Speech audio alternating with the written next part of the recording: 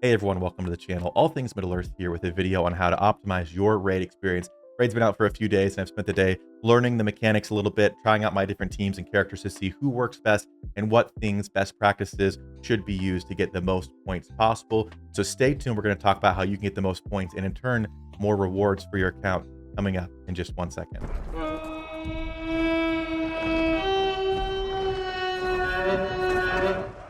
Now, a few housekeeping things before we jump in. First of all, we're going to look at the scoring rules for the raid because that's going to dictate everything we do or try to do in this run we're going to do here in a second. So first of all, you're going to gain 5 points for every percentage of health lost by an enemy orc. You're going to gain 500 points for every defeated enemy orc. Whenever 2 or more enemy orcs are defeated in a single turn, gain 2,500 points for every orc defeated this way. So multiple kills at one time are very good. And then last but not least, again, what's going to shape the whole strategy, gain 2,500 points for every enemy orc defeated by an enemy Moria bomber. This last guy here, the ponytail on top of his head, kind of stealing my look with the ponytail thing, but it's all right.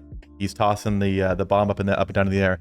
This is the guy who you're going to keep your eye on and make sure you're watching because we're going to use him and his mechanics to get the most points possible. I will note as well, these are the base kind of scores that at difficulty 1, these are the points you get. You click on the difficulty button, which is just over my shoulder right here. You can see there are actually 5 difficulties which multiply the points that you get and increase the max points that you can get in your raid. So when you are going in, I would try an easier raid first to get a hold of the mechanics, and just don't click the submit button. If you just click discard and retry or discard and exit, it does not use an attempt. You can do that 500 times, does not matter. Just don't hit submit, or that will be it for that team in this chapter, for those characters in this chapter. But there are 5 difficulty levels. Again, a lot of my team that I was seeing with close to all gear 8 lineups, especially gear 8 like Elven lineups, we're doing around the 3rd level of difficulty, at least just in the group that I'm in. So really anything in the first 3 is probably where a lot of people are going to land, but try the first one or second one first just to get the hang of the mechanics. And then once you'll figure out pretty quickly how far you can go. And if you do very easily or in your first couple of tries get the max points, then try the next one and see if you can get more than the max points. So if the max points in tier 1 is 100,000 and you get that pretty quickly, go to tier 2 and see if you can get over 100,000 because that would get you more points, help the team out more, and again, you get more rewards from that. So that's a little note on the scoring and the difficulty options before you go into the raid. Now, different teams are going to have different strategies slightly, but it's going to stay relatively close to the same. Again, if you go on yourself on a lower difficulty, it's going to help you after a few times kind of understand what's happening. So the thing we're going to look at here is the Moria bomber. He's going to, on his turn, use an ability that starts priming his throw. His bomb that he's going to throw is going to start priming for an entire turn. He's going to be unable to be hit. So if you attack him, he will evade the attacks. But every time you attempt to attack him, his stacks of don't rush me will increase all the way up to 10. And it's a 10% chance per stack that he hits his own team. So the more times you hit him or attempt at him, the better chance you have of him hitting his team and not your team, which then it's going to hit his team. It's going to do an AoE, taking out multiple orcs and get you the most points possible, like we talked about with the scoring system. AoEs killing multiple teams are great, and when the orcs are doing it, specifically the bombers doing it, that gets you absolutely the most points that you can get. So we're gonna get going here and just start attacking. I'll cover some strategy on who to prioritize or just who to look out for, but for now we're just gonna do some attacks so I can show you what that looks like. All right, so the Moria bomber has gone, and as you can see, I'm zoomed in here so it's a little bit pixelated, but you should be able to see there is a little hand with a bomb on it. That means he has activated the ability, and on his next turn, he is going to throw that bomb. So you have to watch his turn meter. And what we're going to do for the most part is use basic attacks. You can also use AoEs to lower health of those around you, but you want to make sure you're hitting the Moria bomber to increase the stack. So if you use a basic here, that's going to go to 2. There's now a 20% chance that he hits his team and not my team. Now, I've had it happen at 10 and 20% chance. I've had it also not happen at 80 and 90%. So there is some RNG involved, but generally that's how the mechanic works. Now, outside of the mechanic of the Moria bomber and how that works, there's a couple of things you should be aware of. At the end of the day, I think the best thing is just to lower the health of everyone so they can be taken out by the bomber, but you might find some big enough threats that are worth taking out. So a couple on the field right now. The first one is the Moria Scroll Crusher. He has an AoE that inflicts slow, which is very, very annoying because if you're slower, it means you're going to go less times and be able to hit the Moria bomber less times and have less chance for him to hit himself, if that makes sense. So slow is not good. You want to be slowing them down and speeding yourself up. So turn meter, this is the opposite of what we want. So the Skull Crusher is pretty annoying. And if I have the option to, I would like to try and disable him or blind him or something so he's not going to hit that, or potentially have a cleanse ready so that I can, get that off my team and keep going. So if you have cleanses or ways to kind of control him he's one that I would potentially look at using those abilities on. Another character that is very annoying to me is the Moria Shadow Seer. Now, if there's just one, it's not really too bad, but he's one that has a heal. So if you're going around, you get everyone in the red or maybe in the yellow, and they're close to where they would be taken out by an AoE by the Moria Bomber. The Moria Shadow Seer, who is Nuraz as we know him on our rosters, he can throw that off. So he's another one that potentially you want to put some kind of disable on, or just take him out altogether, because he could mess up your chance at getting 3 or 4 kills. I'd rather get 3 kills instead of get none, because he heals people up. So keep an eye on him, because he can be annoying, and there can be multiple of him out here. So it's very random who comes in next. So sometimes you get really good luck and you don't get those. Sometimes you get bad luck, and I've had up to 3 of him, and it's obnoxious. Now, we talked about it a handful of times, and I slowed it down here so I could capture it, but this is what it looks like. He's got 6 stacks right now. I've slowed it down, so it's kind of obnoxious, but he's either going to throw it at my team or his team, and the higher his stacks get, the more chance it's going to be on his team. So you got to watch the turn meter and see how much time you have left, but I don't think I'm going anymore. And here you can see in this one, he does throw it backwards, so it hits him. Now, no one is taken out. So again, ideally, I want to lower the health of those around him. He does take them out, but that's the best case there, where you hit him as many times as you can and get him to throw it on his team. All right, so next up, we've already talked about the Moria Bomber, but I want to talk about him a little bit more before we talk about one final unit that I want to kind of caution you on. And that is when there are 2 Moria Bombers on the field, because there is a strategy on how to deal with those guys. So if you can see here, if we zoom in, the turn meter on this guy is just at the 2nd bar, and this guy, his is above the 3rd bar. Now, it's not always that easy to tell, and sometimes you got to guess and you get it wrong, but you want to attack the one who has the slower turn meter, because this guy is going to throw his bomb first, and we want him to take out the other guy without us having to actually attack him and increase his stack. So I'll show you what I mean there. We're going to attack him and either just kill him or lower it. But again, this is difficulty 1 that I'm just kind of showing as an example here. We're on this guy now, so we'll leave him like that. And we won't kill him, just for demonstration's sake. Now we're attacking the one on the far right here who has more turn meter. Again, you could just kill him, but we're just kind of doing it for example's sake. So we're just going here, hopefully get some actual RNG to where he does throw it. That would be great for the explanation if he doesn't.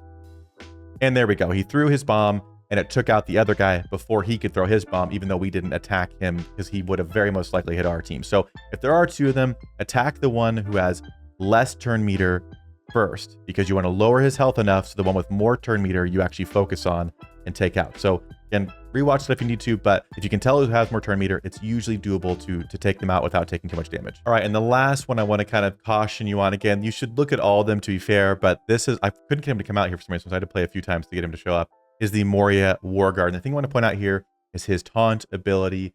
Very simply put, he has a few abilities that taunt.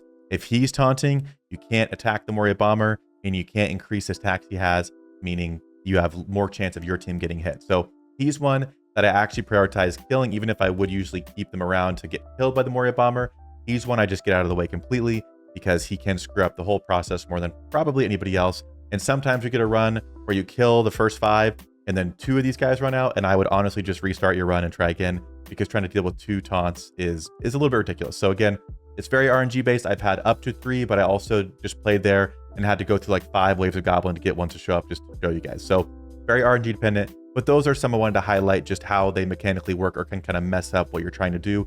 So be aware of those and try and control them if possible. But at the end of the day, it is all about RNG. So you might have a good run and you not see these guys, and you might have a few runs where that's all you see is the ones that really give you a hard time. Now, I've mentioned it like 1,000 times, so I won't make a huge spectacle of it, but I just wanted to make a point on RNG. This raid, especially this first chapter, is something that you want to spend a little bit of time on, not a crazy amount. And as you get more comfortable, you'll definitely go very quick. But starting out, you're not going to probably do 1 run and then be done. It's something where you want RNG, you want to find the best run possible. That's what I had to do to get my best score, was finally just where you got lucky and the Moria Bombers threw at like 20% and you just got that score that's a little bit better. So it's very much a thing. If you want a better score, you got to be patient. If you get one you're comfortable with and don't want to deal with it, then you can submit it. But if you really want to push and get as far as possible, you might want to restart a few times to try and get that luck, which can be very few and far between. So again, make sure you have some time put aside to do it. But again, today I probably played for a total of like an hour and a half or 2 and ended up getting a very good run. So it wasn't a ridiculous amount of time, but if you don't have that, you might just have to accept whatever you do get. But RNG is a part of this chapter, and I would definitely try several times to get the best run possible. Now, just a few more tips before I wrap up, because this is already kind of getting long. I want it to be kind of short and sweet, and at least a starter kind of like guide to how raids work if you're not familiar at all with them. The first one is, if you're wondering what difficulty to do, obviously you can kind of just keep stepping up until you can't do one.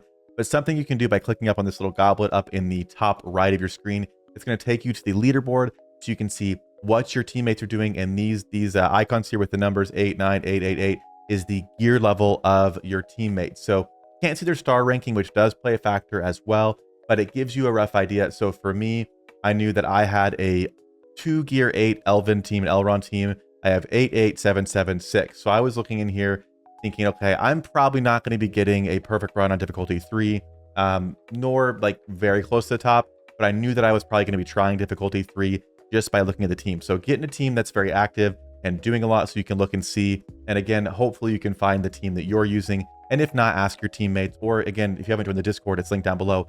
You can post and ask, hey, this is the team I have. What should I be trying? And people usually try and help out as quickly as possible. Now, very soon we'll be doing more videos on specific teams and how to use them and what characters to prioritize upgrading first, all that kind of stuff. But I want to give you guys a few last tips on characters that could help you if you're struggling. First of all, characters that can summon additional characters onto the field are very, very helpful. So if you have 6 instead of 5, that means when a full go around, you're going to get an extra hit and 10% more chance that the enemy hits themselves. So very simple. So Nuraz, Eomer, and the Great Goblin all have summons. Now, I'm not just saying you can plug in a Great Goblin at level 2, gear 1 like I have him, but if you happen to run into the Goblins, he might, get more priority for your next gear pieces or abilities or whatever it is, because he is going to bring a 6th member in. Likewise with Nuraz and Eomer, again, they're not just going to be broken at low gear levels, but if you are using them or you're looking on who to upgrade, they could definitely be good options because the more they're upgraded, the better their summon is. So if they come in and actually do some decent damage or just get an extra hit on the Moria bomber, that's going to be very, very good. All right, last but not least, and then we're going to wrap this up. Again, I've said it a couple of times, but I just want to get all the information out there for you guys. There is a difference between attacks that call someone to assist and attacks that have a team up attack function. So what I mean, someone like Elro here, where it says, if Eladin is an ally, instead attack the enemy 4 times, or blah, blah, blah. So in this attack, they both attack. So you might be thinking to yourself, how can I get more hits on the bomber? Can I do multiple attacks on one character where they hit twice or whatever? Every character, every ability is just 1 increase on that stack. And if it is a team up attack, it's still only 1 increase. But there is a difference. And if their abilities specifically state call to assist, that is an additional character coming in that's being called in. That's not, it doesn't really make sense because they're very, very close. But if it says called to assist, it does count as a second hit. So for example here, where it says call Ugluk to assist, here Mauer would go in and hit increase the stack by 1, and then Ugluk would go in and increase the stack by 1. So Isengard has a few team members, actually 3 of them, that can increase by 2 with 1 ability being used. Again, maybe they'll change that down the road to where, again, it doesn't make sense to me that Elro here is where it's a team up attack that still is 2 people attacking, but it's registering as 1. So team up attacks or a double attack or whatever, those don't count as 2, but a call to assist does count as an additional hit on the Moria bomber. And that is going to do it for our video on the Mines of Moria raid chapter 1. Again, just want to get a lot of things out here, so I'll put some chapters in the video description down below if you want to revisit through these or make sure you didn't miss anything. But there's a lot of information, and there's going to be a lot of information coming out about, best teams to use, best, orcs to prioritize, whatever. And then as more chapters come out, we're going to have more videos coming out on those chapters, how to best get the most points. Again, it's all about rewards. It's all about getting off the gray. So I want to help you do that as quickly as possible. So make sure you're subscribed. You don't miss out on that. But that'll do it from this one. And as always, I'll see you guys in a future video.